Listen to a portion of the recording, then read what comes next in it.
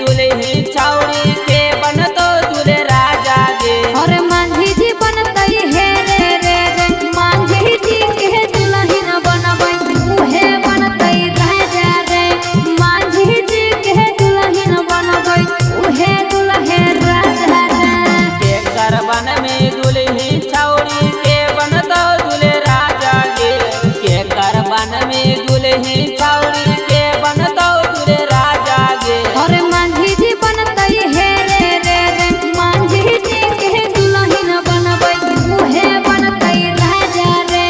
मांझी जी के दुल्हन बनबै उहे दुल्हे राजा रे। मांझी जी के दुल्हन बनबै मिक्स बाय शैलेंद्र बाबू। मांझी जी के दुल्हन बनबै उहे दुल्हे राजा रे। मांझी जी के दुल्हन बनबै उहे दुल्हे राजा रे। केकरा से प्यार कैनी केकरा बनैमी भतार गे। साचे साचे बोल गे छौड़ी बातिया हमार गे। अरे वो करे से प्यार कलियै ओकरे बनैबै भतार रे। साथे साथे कहही औ मानिल बतिया हमार रे। केकर तो हाथी गोड़ा केकर बेंडा बाजा गे।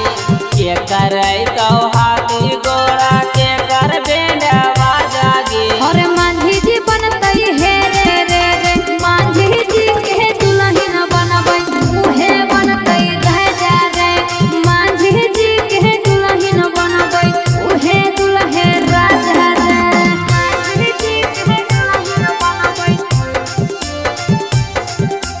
मांझी जी के दुल्हन बनबै उहे दुल्हे राजा रे। मांझी जी के दुल्हन बनबै उहे दुल्हे राजा रे।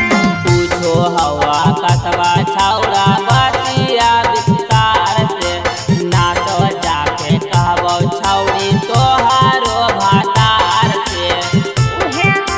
हे रे सुन कसम खाके कहही औ बतिया छौड़ा साथ रे।